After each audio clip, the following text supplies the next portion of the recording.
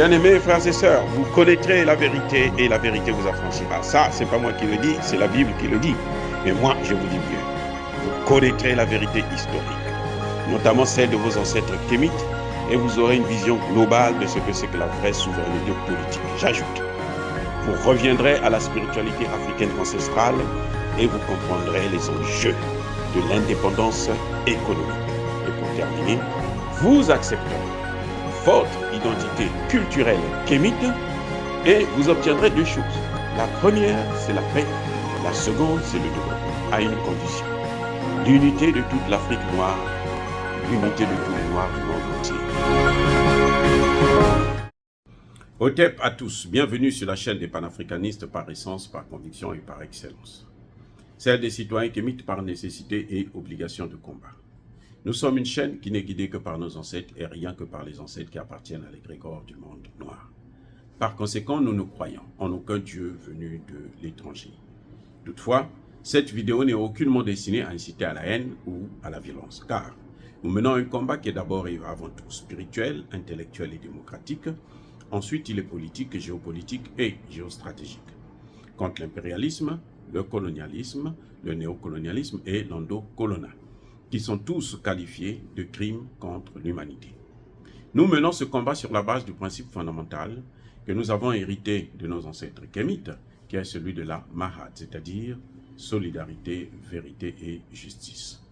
Vous êtes donc en droit de connaître la vérité et nous avons l'obligation de vous dire la vérité, rien que la vérité, afin que justice soit rendue au continent africain.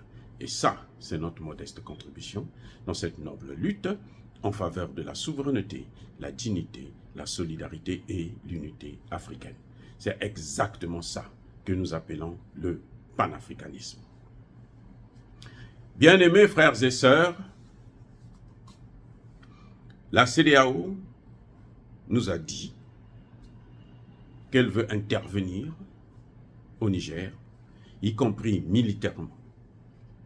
Elle a donné des injonctions au nouveau président, à l'homme fort, le général Tchani, de céder le pouvoir à un civil, au président élu démocratiquement. Moi, je me pose la question de savoir, qu'est-ce que la démocratie? Je ne sais pas, en tout cas moi je ne connais pas où. J'aimerais qu'on m'explique maintenant, que la CEDEAO nous explique qu'est-ce qu'elle entend, elle, par démocratie.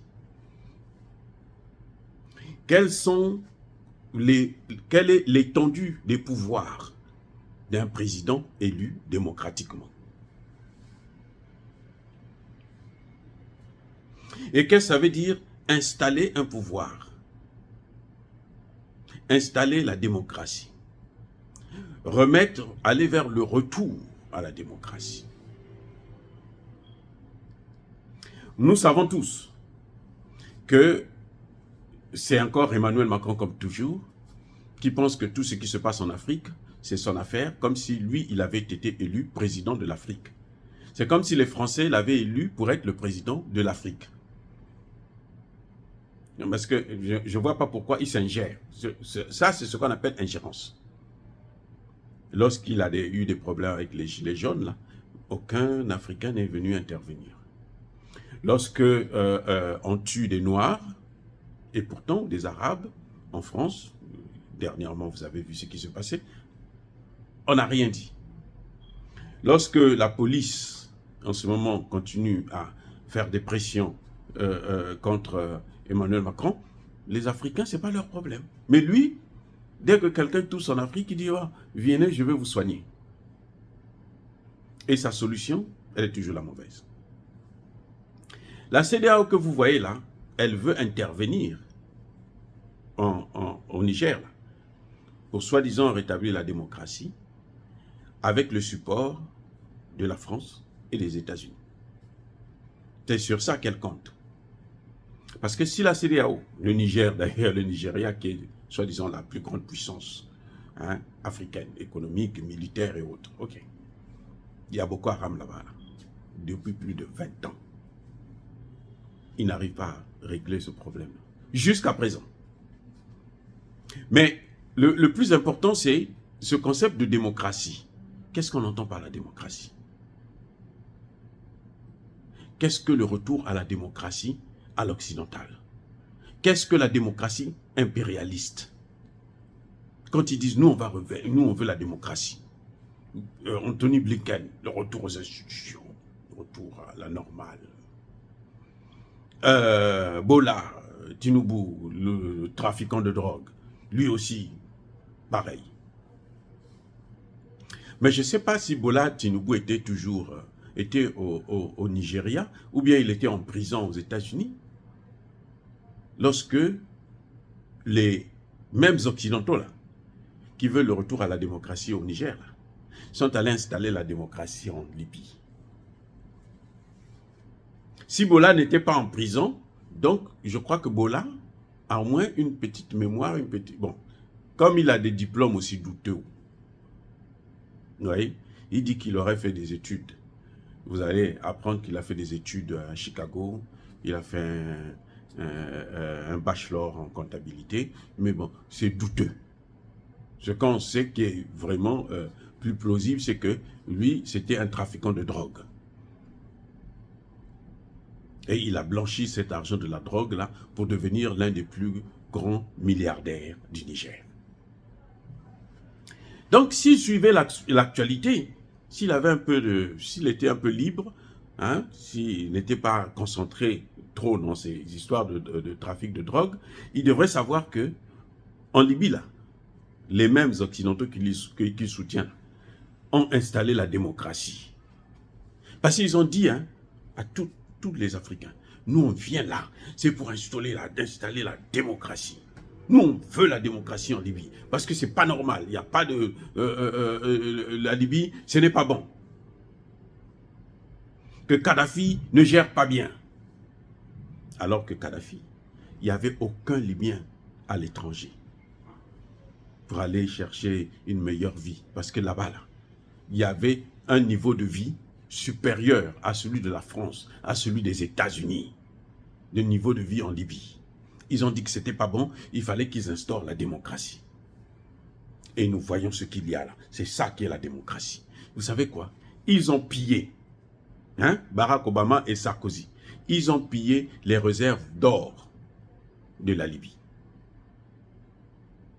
Et aujourd'hui, les États-Unis contrôlent, c'est eux qui commercialisent le pétrole libyen. Ça leur appartient, c'est leur propriété, c'est pour eux. C'est cette démocratie-là qu'ils vont venir installer au Niger. Est-ce que quand on est élu démocratiquement, on a le droit de prendre son pays, le mettre dans les mains des Occidentaux? Pratiquement tous les pays de l'OTAN ont des bases militaires au Niger. Au point où le secrétaire général de l'ONU, l'autre rigolo, l'autre imbécile, il va au Niger. Il dit, nous allons créer au Niger, ici là, une armée internationale. Donc une armée en fait de l'OTAN. Parce que la communauté internationale, quand vous entendez parler de communauté internationale, ce n'est pas la Russie, ce n'est pas la Chine, ce n'est pas l'Inde, ce n'est pas l'Iran, ce n'est pas Cuba, ce n'est même pas l'Afrique, surtout pas l'Afrique. Surtout pas, vous le savez. Il vient, il dit, je veux mettre une arme. Donc, un président élu démocratiquement a le droit de sacrifier un peuple. Vous voyez pas qu'il y a quelque chose qui ne va pas? Il y a quelque chose qui ne va pas. Mais la démocratie, c'est quoi? Et dans un pays comme celui-là, comme le Niger, si les militaires ne prennent pas leurs responsabilités, qui d'autre peut prendre les responsabilités pour essayer de rétablir l'ordre, pour essayer de donner aux Nigériens le pouvoir de décider de leur avenir?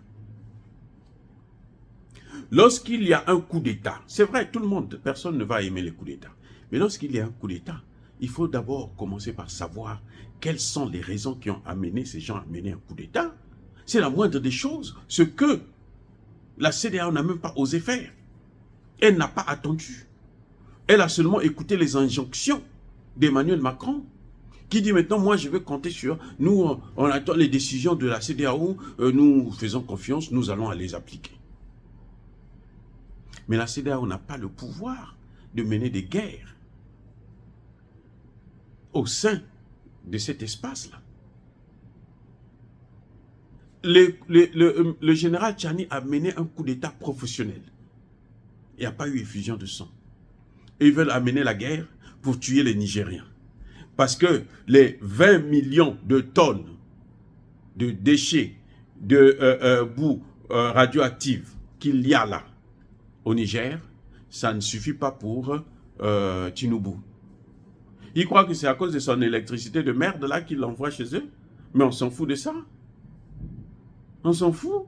Donnez au Niger quelques mois, vous allez voir, le Niger aura l'électricité. Il y a d'autres moyens pour avoir l'électricité très facilement et très rapidement.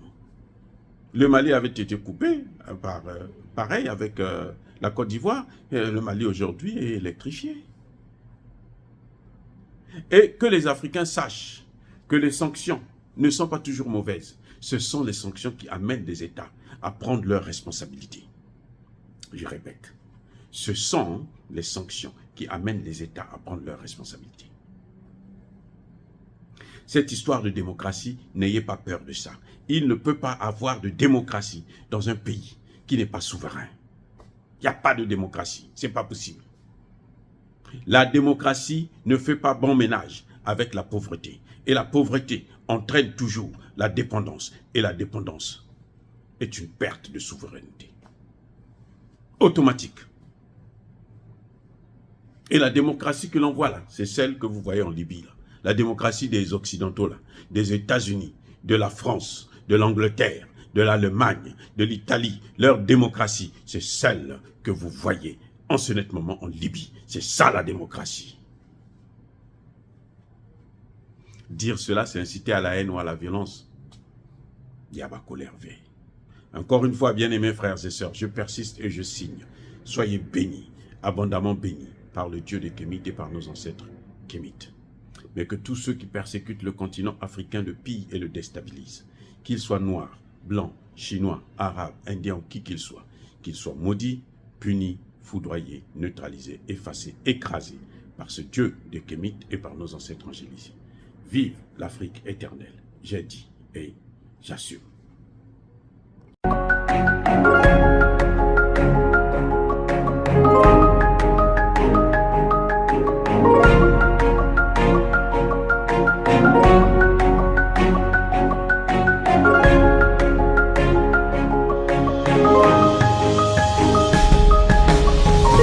Eux, ils marchent par la foi et non par la vue. Mais moi, je vous conseille vivement de marcher par la connaissance scientifique et historique, notamment celle de nos ancêtres kémites, par les 5 sens et par l'intelligence. Abou Abia.